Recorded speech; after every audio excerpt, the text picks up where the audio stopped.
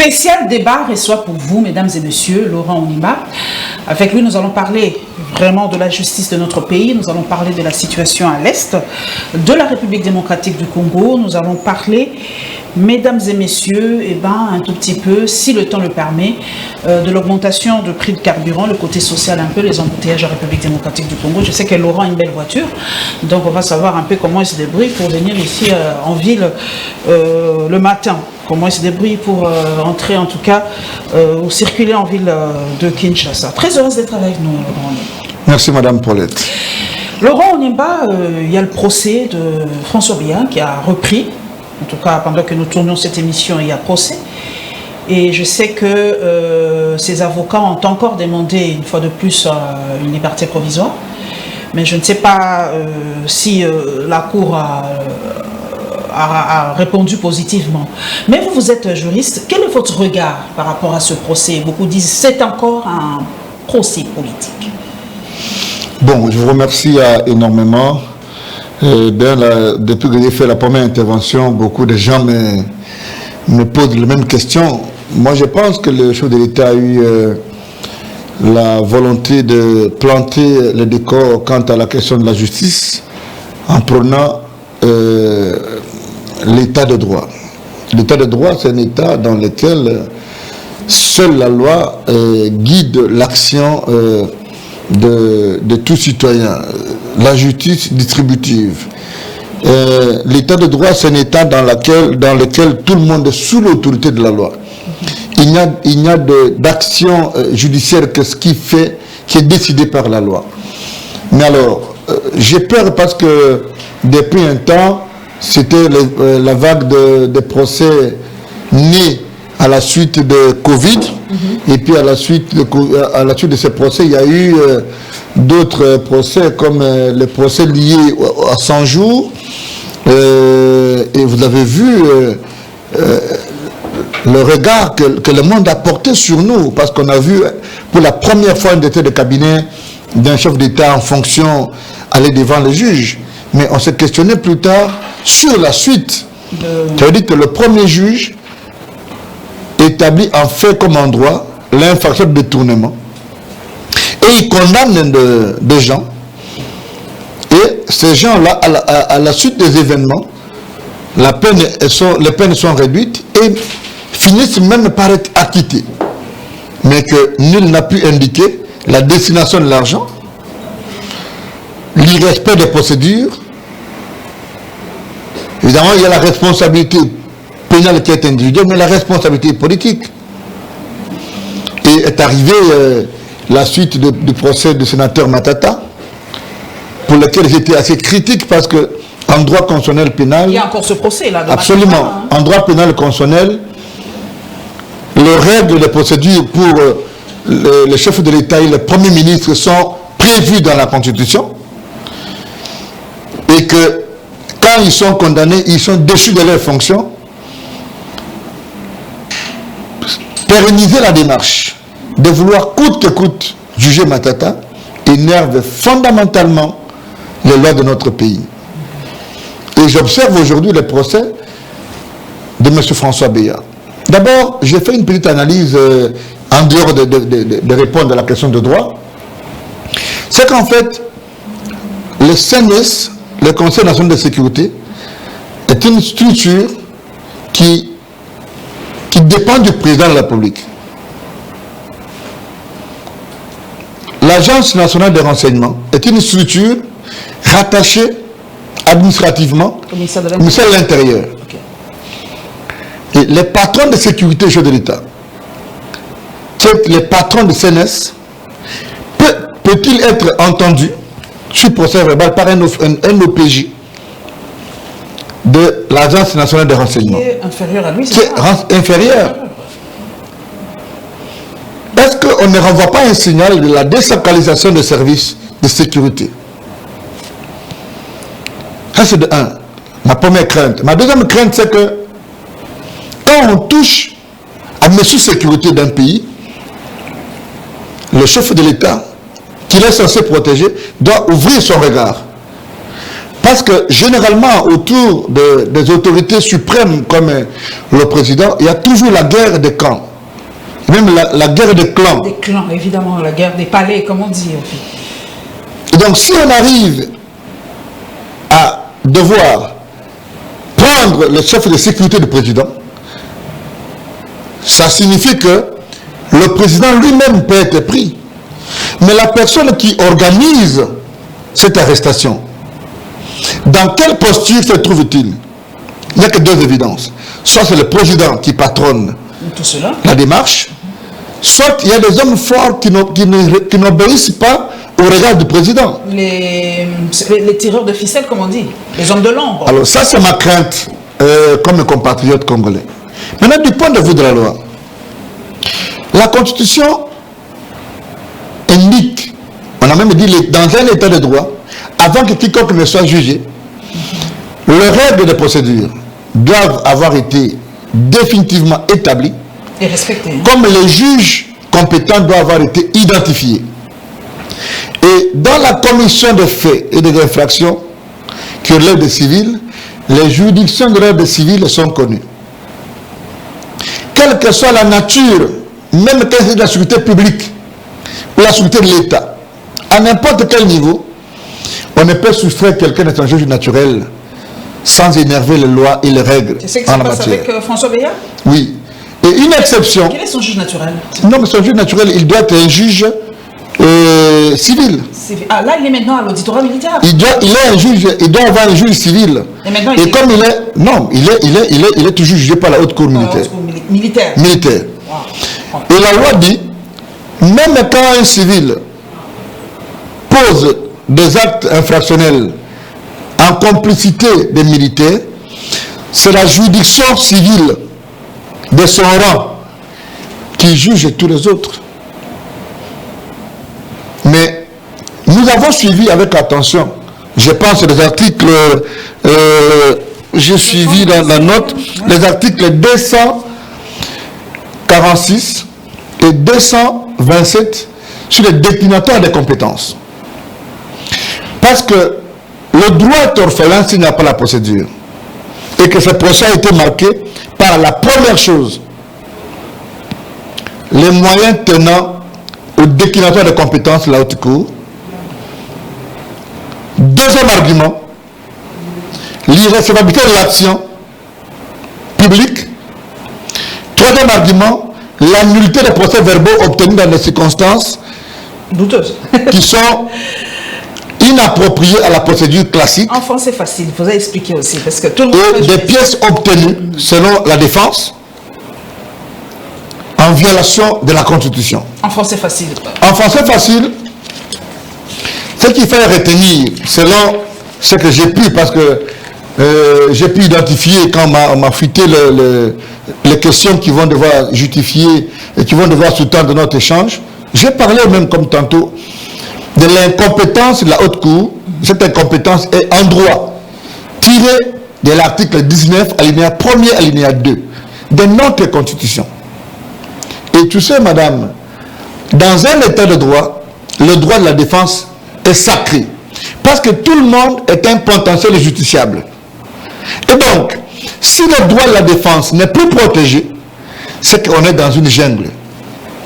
Deuxième argument que vous pouvez lire dans ce que j'ai vu, dans ce que j'ai suivi, c'est l'incompétence de la haute cour militaire tirée de la violation de l'article 156 de la Constitution.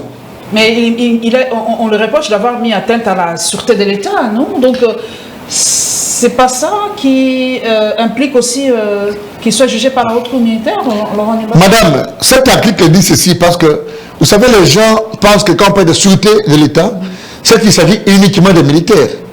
Mais quelle est la disposition? Les juridictions militaires connaissent les infractions commises par les membres de forces armées et de la police nationale. Donc, tout ce qui n'est pas militaire... Et la loi, quand elle le veut, elle le dit. Tout celui qui n'est pas militaire... Monsieur François Béat n'est ni des forces armées, ni de la police. Ni de la police. Il ne peut pas être jugé par la... Il peut être poursuivi avec les militaires et les civils, plutôt et les policiers, mais que cela ne lui donne aucun inconvénient d'être traîné devant les juridictions militaires parce qu'il y a un problème de compétences de ces juridictions. Plus tard encore, j'ai vu parmi les moyens qui ont été soulevés, incompétence de la haute cour tirée de la violation de l'article 221 de la Constitution de notre pays. Et plus grave encore, l'incompétence personnelle de la haute cour tirée des articles 82 et 120 du Code judiciaire militaire. Qu'est-ce que nous retenons, madame?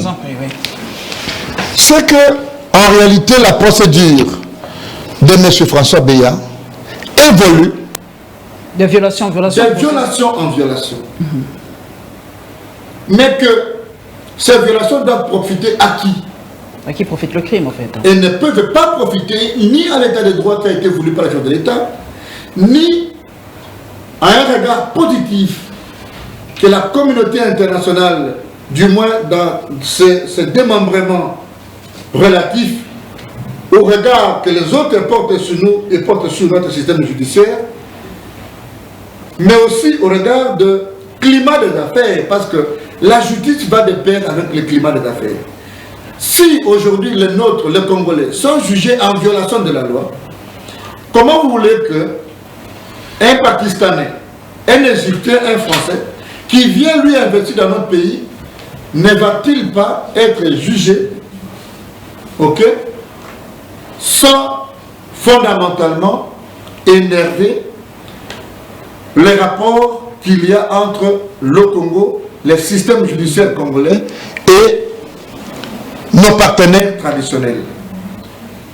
Nous pensons, pour ce qui nous concerne, avec le regard que je regarde en distance, je ne suis ni dans son collectif, ni un membre de sa famille, ni un membre qui a travaillé avec lui, mais nous pensons que l'évolution du procès de M. François Beya connaît fondamentalement des violations des procédures, et la plus grave violation réside dans ce que M.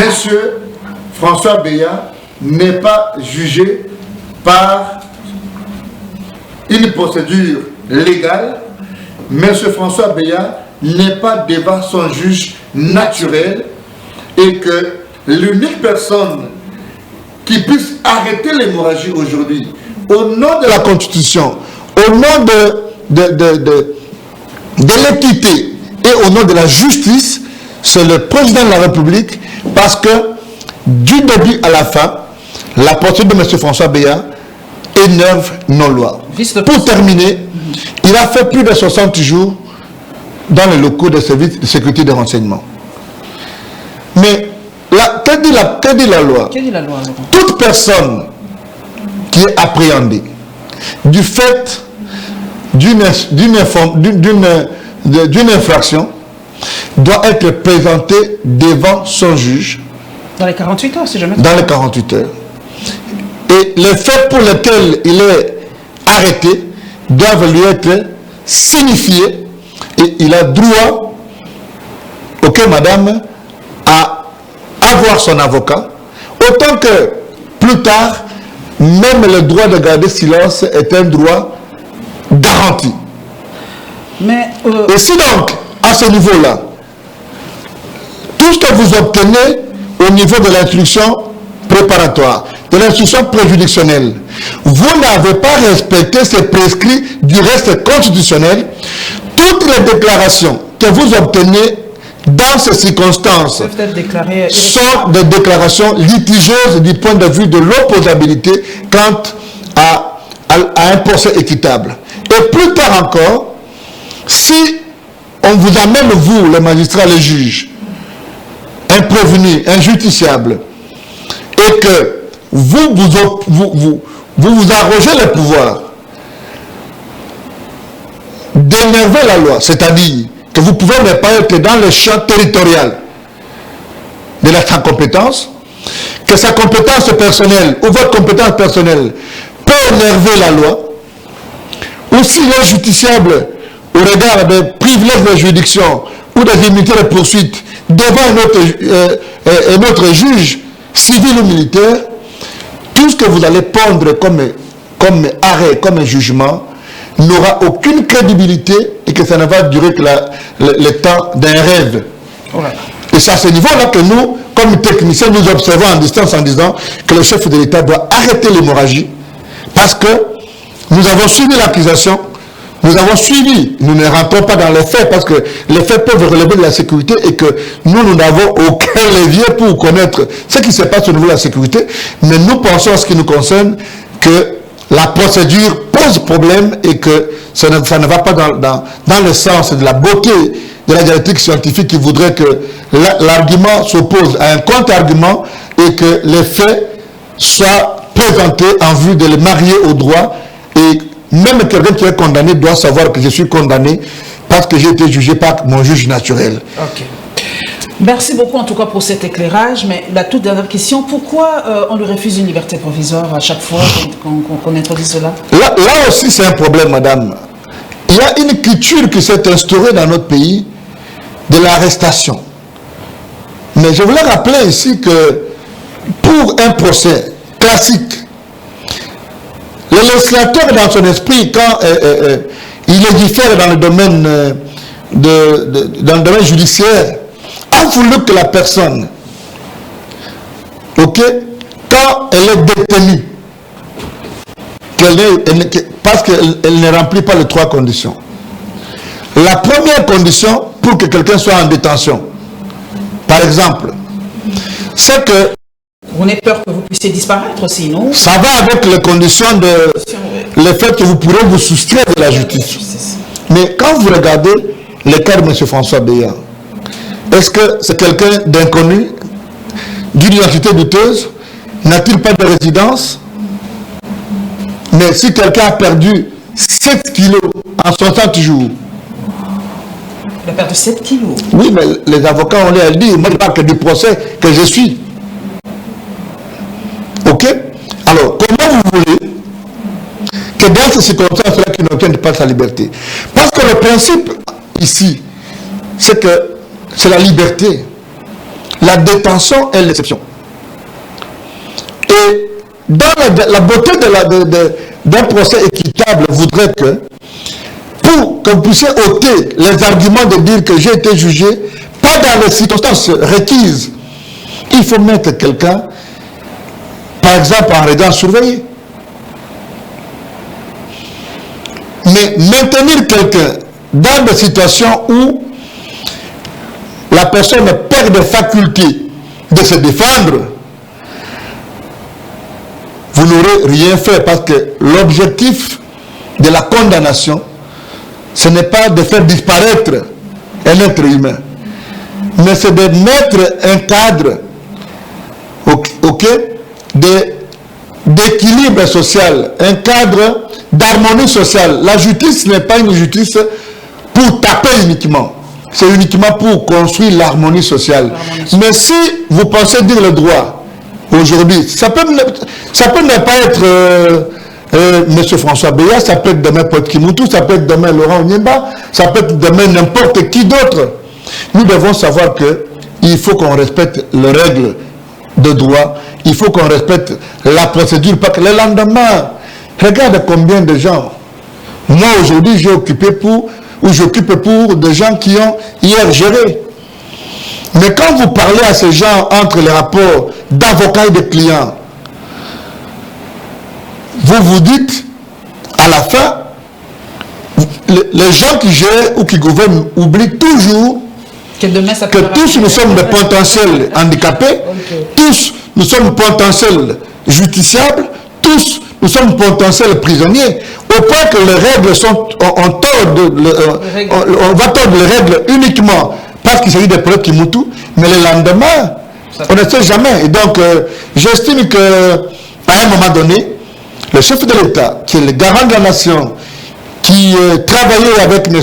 François Béat, ok, il ne faudrait pas que, encore une fois, par exemple, comme quand il embrasse Vital Kamere, il lui dit ce qu'il a dit là, et que demain il embrasse M. François Béat, qui disent que les Congolais n'ont pas alerté pour dire non, non, les circonstances dans lesquelles le procès s'amène peuvent ne pas être les circonstances qui permettent l'éclosion de la vérité, mais que plutôt une certaine orientation de légalisation d'une décision politique ou de la juridicisation d'un point de vue politique, ça n'avance ni ce qu'il a voulu planter comme décor en termes d'état de droit, encore moins la volonté à vouloir confectionner une justice distributive qui est en fait le thermomètre de l'équilibre social et de la sociabilité des citoyens après sa condamnation. Merci Laurent, nous allons maintenant prendre le dossier de l'Est de la République. Je peux prendre sur la casquette de communicateur d'ensemble, c'est ça. Hein? Je suis secrétaire national en chambre de secrétaire national en charge de la communication et des relations avec les médias d'ensemble. Je pense qu'après cette introduction qui relève de ma qualité de scientifique, je peux parler politique. Exactement. On commence. Le silence de Moïse Katumbi. Beaucoup disent, poser la question à Laurent Onimba, on dit il ne s'exprime pas, on ne le sent pas. D'ailleurs, on a dit que lui, il est pour le dialogue, Laurent Onimba, mais qu'est-ce qui se passe? On la traite de pro-Kagame et tout ça, beaucoup de choses. Moi, je suis vraiment ouverte, hein, je fais tout parce que je lis cette population et je prends les désiderata, les questions de cette population. Quand j'ai une bouche autorisée, je la pose. Direct, est-il pro-Rwanda, pro-Kagame? Bon, je pense que ce qu'il fait d'abord retenir, madame, c'est que Moïse Katumbi est un Congolais. Moïse Katumbi peut avoir des relations avec des chefs d'État d'Afrique ou d'ailleurs. Okay.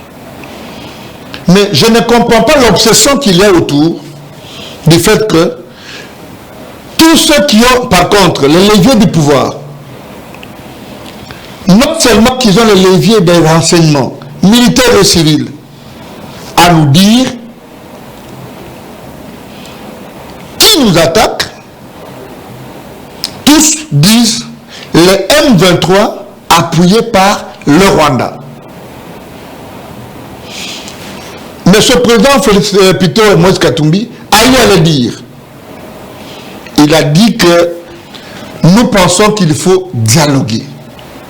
C'est que les Congolais ne veulent pas. Mais attendez. Les Congolais veulent la guerre. Mais les Congolais, dans un tweet, quand vous voulez, Katumbi ne va pas écrire un ouvrage derrière un tweet.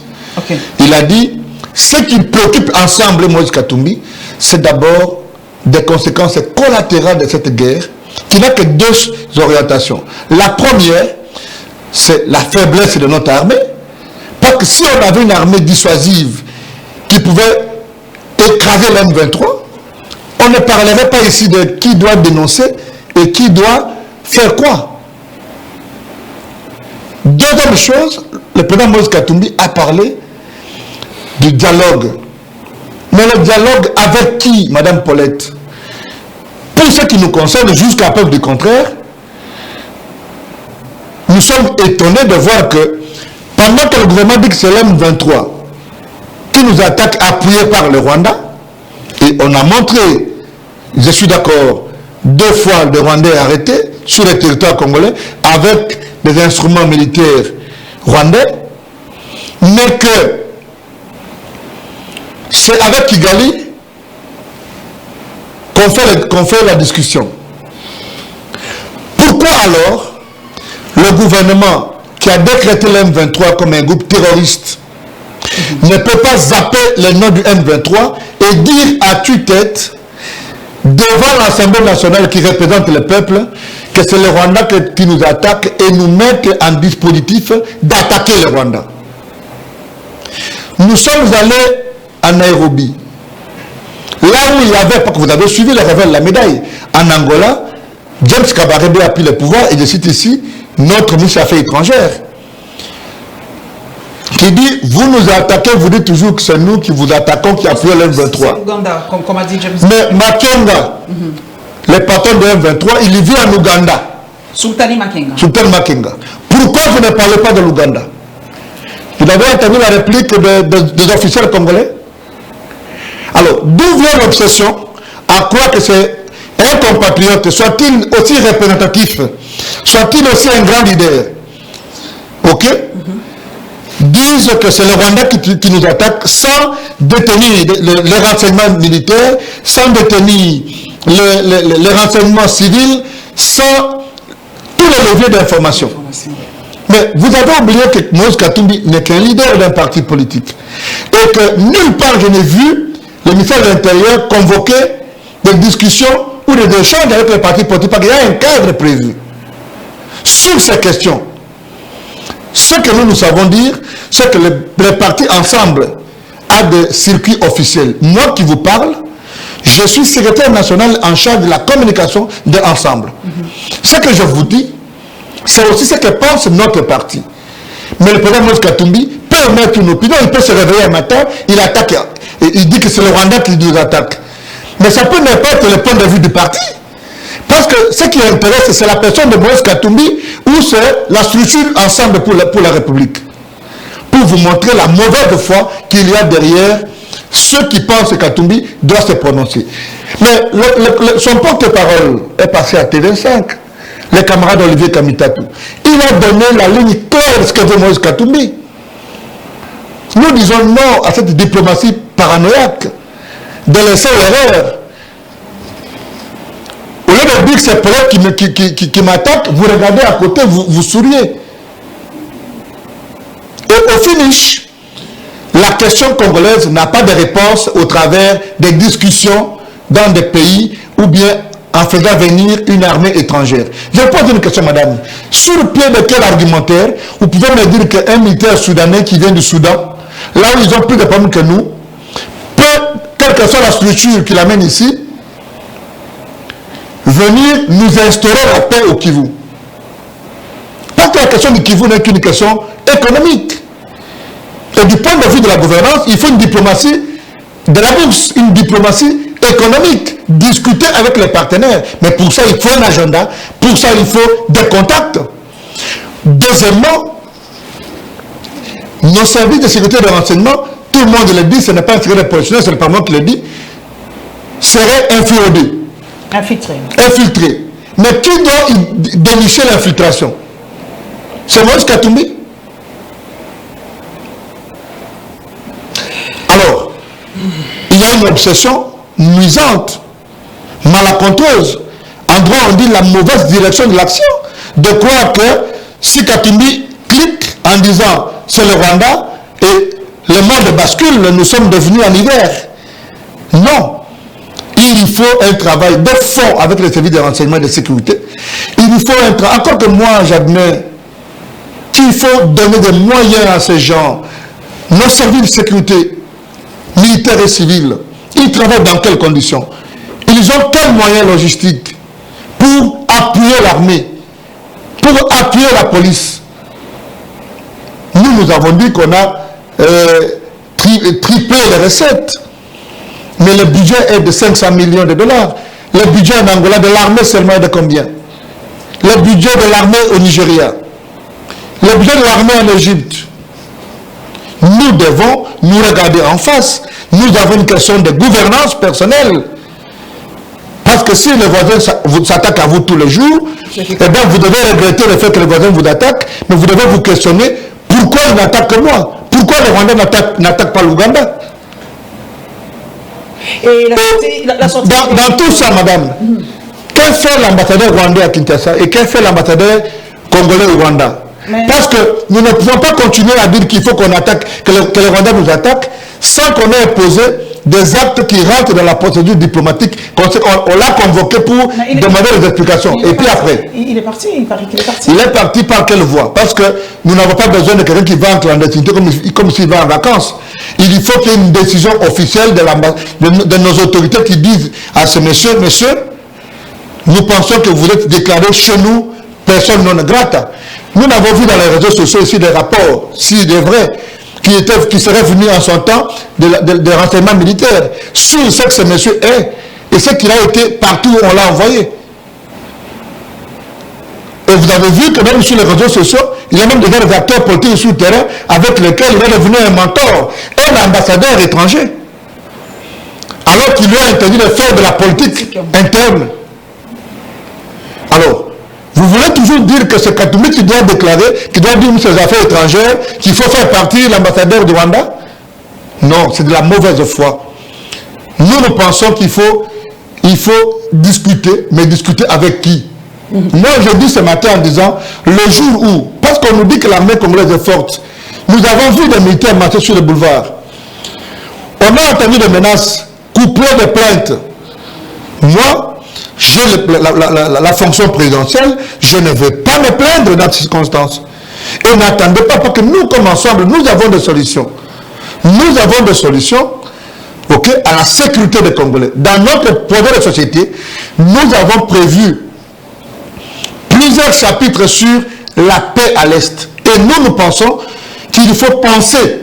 Mais pourquoi vous ne partagez pas ce savoir ou ces solutions avec les autorités actuelles? Parce qu'on ne comprend pas, c'est la nation qui est en danger, Laurent Onimba. On voit partout en France, aux États-Unis, quand ces deux pays, je prends les deux, parce que nous les suivons régulièrement, sont menacés, et bien les anciens présidents se mettent ensemble, les partis se mettent ensemble, ils mettent de côté leurs différences, leurs tendances et tout ça pour sauver la nation. Vous avez des solutions. Mais contactez le président actuel, contactez les services de sécurité, contacter les gens et parlons-en et mettons-nous ensemble et chassons l'ennemi ou boutons l'ennemi hors du pays. Qu'est-ce qui se passe? Vous gardez tout ça pour vous? Madame, mais cela veut dire que le chef de l'État doit déposer le costume de président et comme il a fait pendant les concertations, appeler tous les Congolais.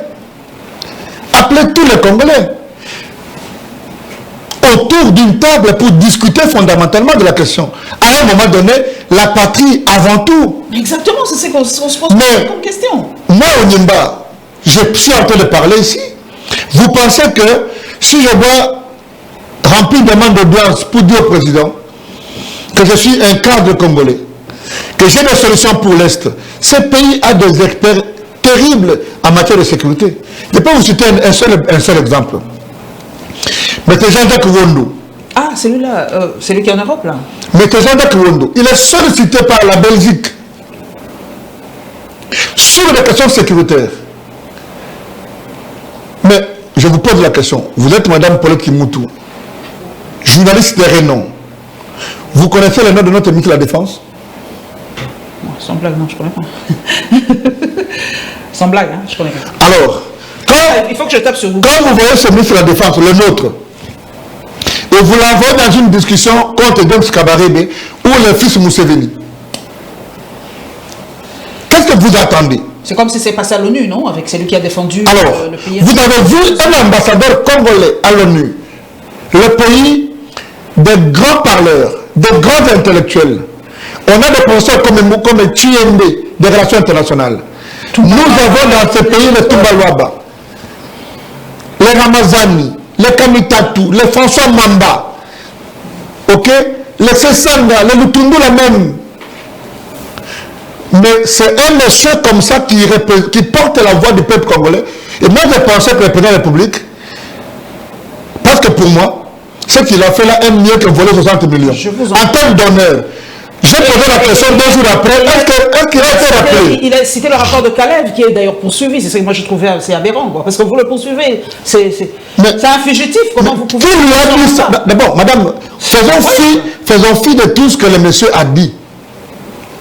Mais est-ce que la manière de dire, ce monsieur peut porter la voix du Congo?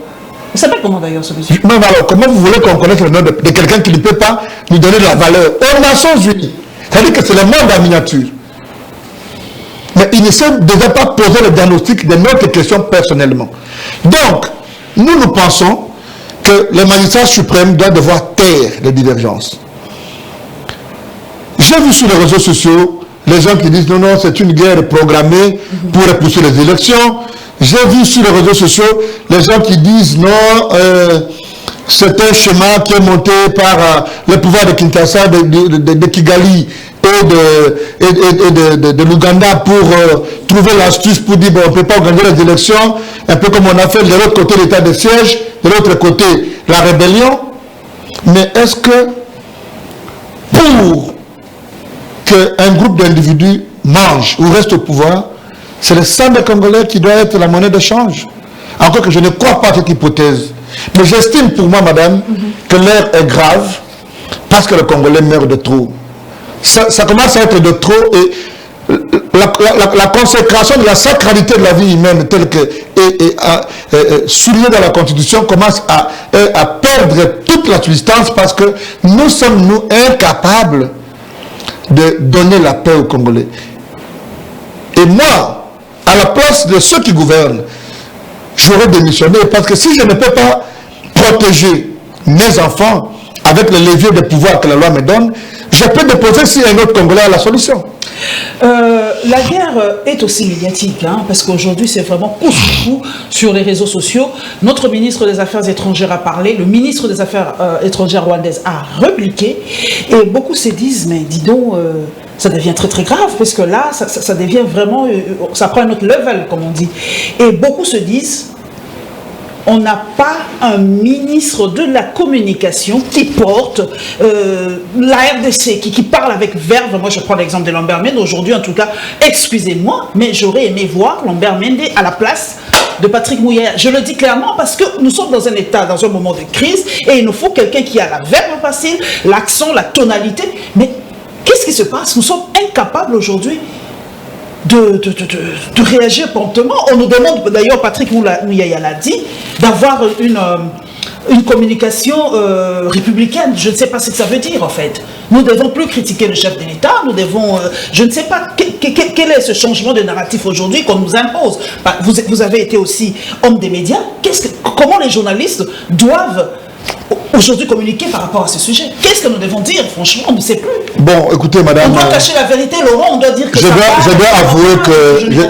dois avouer que M. Lambert Mende est un grand communicateur et je pense que c'était l'homme de la situation. Lambert Mende, s'il y avait un tweet le matin de Kabarébé, à 11h03, Lambert Mende était sur RFI pour répondre et ça crée de l'équilibre. Exactement. Et M. Patrick Muyaya est un communicateur pointu aussi. Ok? J'admets un peu le fait qu'il a innové à sa manière le travail qu'il est en train de faire. Mais la difficulté qu'il y a pour concilier les deux points de vue, c'est qu'il ne travaille pas dans la même situation. Ok? En son temps, il y avait Joseph Kabila qui ne parlait pas. Et je pense qu'il parlait par Lambert Mende. Aujourd'hui, le ministre Patrick Muyaya avoir même peur ou être en difficulté parce que quand celui qui parle, il peut être tout de suite contredit par l'armée qui est à Goma. Et je peux vous montrer ce que les autres collègues ont appelé la diplomatie paranoïaque ou la communication paranoïaque. C'est qu'en fait, quand le ministre de la communication congolais dit qu'il y a de forts soupçons de soutien de Rwandais au M23, quelques heures après, le ministre des Affaires étrangères dit à l'ONU que c'est le Rwanda qui nous attaque au travers de l'M23 ou qui a pris l'M23. Ok? Et le commandement militaire dit que c'est le Rwanda qui nous attaque au nom de l'M23. Okay. Dans ces circonstances-là, soit vous brouillez, soit vous gagnez. Et ça ne se gagne pas tout le temps. C'est-à-dire qu'une fois, ça tient quand l'information n'a pas été contredite. Parce que dans la communication, tout est nuance. Tout est nuance. Vous avez suivi le point de presse conjoint qu'il a fait avec le ministre des Affaires étrangères. Le ministre des Affaires étrangères dit, James Kabarebe nous a dit que vous nous attaquez, nous, mais Makenga vit en Ouganda. Et moi j'ai aimé beaucoup plus la suite. Qui sont prêts à prendre les FDLR oui. et qui rentrent chez eux. Moi j'ai aimé la suite. C'est que il dit, nous continuons à réfléchir sur la question. Mais alors, il fallait à un moment donné demander aux facilitateurs de dire, faites venir l'Ouganda. Ou s'adresser à l'Union africaine pour dire, demander à M. Lorenzo d'élargir les discussions avec l'Ouganda. Mais cela est faire qu'il faut, quand on convoque la réunion entre le Congo et le Rwanda, et on veut citer l'Ouganda, la diplomatie et la communication de notre pays devaient désormais, pour avoir déclaré le M23 comme un groupe terroriste, il n'est plus cité le M23. Il faut créditer la thèse Du Rwanda. Du Rwanda. Parce que, de l'autre côté, on a vu des communiqués sur les réseaux comme quoi il y a cessation des hostilités et retrait de M23. Alors, quelle dialectique scientifique peut justifier le fait que le Rwanda n'est pas impliqué parce que le Rwanda continue à nier? Mais quel rapport vous faites entre le M23 et le Rwanda? Et si au terme de la discussion à Rwanda, le M23 se retire, c'est que c'est le Rwanda qui nous attaque. Est-ce que c'est difficile de faire cette réflexion schématisée du reste? Mais si on pense que tout ça c'est faux, mais qui ont fait des accords? On a signé les accords en 2019 avec le M23. Est-ce qu'on peut nous dire quel est-ce que... 2019, c'était sous Fachi. 2019, oui. Sous Kabila ou sous Fachi? Sous Fachi. Ok. Est-ce qu'on peut nous dire la nature des accords qu'on a signés? Parce que l'M23 ne voulait pas aller à Nairobi. Ils ont des revendications. Ils sont présentés Congolais. Et ils se disent eux-mêmes Congolais. À un moment donné, c'est pour ça que la loi, la beauté du texte, c'est que ça nous rattrape. Madame Paulette, ta mère a payé de sa peau quand elle a dit à Kabila, vous ne pouvez pas faire inviter une armée étrangère sans en informer l'Assemblée nationale. Aujourd'hui, les armées des pays voisins qui font le tourisme à l'Est, sans en informer l'Assemblée nationale, qu'est-ce qu'ils veulent faire? À quoi ça s'apparente en droit pénal? Et qui décide que ces armées viennent? Parce que les gens pensent qu'il faut quitter Katumbi pour se dédouaner. Il faut quitter Katumbi pour se laver. L'armée ougandaise est rentrée au Congo, comme l'armée rwandaise. En son temps, on pose la question à l'Assemblée nationale qui décide mettre une caisse de résonance. Mon peuple n'est pas se refuser de poser la question sur, pendant qu'on nous attaque, on a dit on prend l'armée, on militarise même le service de l'État. Quel est le bilan qu'on fait de l'état de siège? Merci beaucoup Laurent Nimba. Désolé, mais la télé c'est le temps. On me dit que le temps est épuisé et je sais que vous repasserez, en tout cas pour élargir encore sur cette question de l'Est, en tout cas le côté scientifique, vous avez suivi sans passion, sans, en tout cas vraiment avec froideur, ce qu'il nous faut faire. Il faut que nous ayons une même communication parce que aujourd'hui, je vous dis, c'est un autre level, c'est coup sur coup. Entre ces tweeters, vous allez voir qu'aujourd'hui, c'est même entre la population. Aujourd'hui, je suis en train de lire comment les Rwandais aujourd'hui commencent à réagir, comment les Congolais réagissent. Ça prend un autre niveau et nous devons tout faire aujourd'hui pour que vraiment nous gagnions la guerre sur tous les niveaux. Merci. Madame, moi je pense pour terminer que nous devons donner tout notre soutien à notre chef d'État, tout en disant au président que quand l'heure est grave, il faut qu'il y ait des signaux que les autorités envoient. C'est ça. Par exemple, excusez-moi, je n'ai pas rentré dans la vie privée. Quand on estime que les Congolais meurent tous les jours, que nos compatriotes sont dans la bourse, qu'est-ce qui vient faire une image? Autant qu'on demande aux gens de ne pas critiquer le président, mais c'est au même moment très douloureux de voir votre chef d'État habillé, par exemple, dans une manifestation.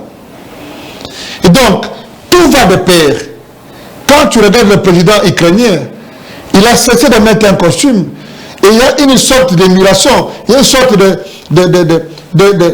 tout est communication. Tout est communication. Et donc, nous pensons que tout Congolais doit soutenir le chef de l'État. Et il faut renforcer notre diplomatie, que tous les canaux de la service de l'État et tout ce qui va avec, on donne des moyens à nos forces armées, qu'on fasse rapidement, même des réformes à la va-vite, pour mettre hors état de nuire tous les militaires impliqués et cités, et tous ceux qui peuvent, même dans un service de sécurité, faire un autre service de sécurité qui fait le contre-espionnage pour identifier les gens qui nous ont infiltrés en vue de construire la paix. C'est quand même pas normal, madame, que nos compatriotes vivent en brousse éternellement et sans espoir. C'est bien malheureux. Merci et on se retrouvera, mesdames et messieurs, très très prochainement.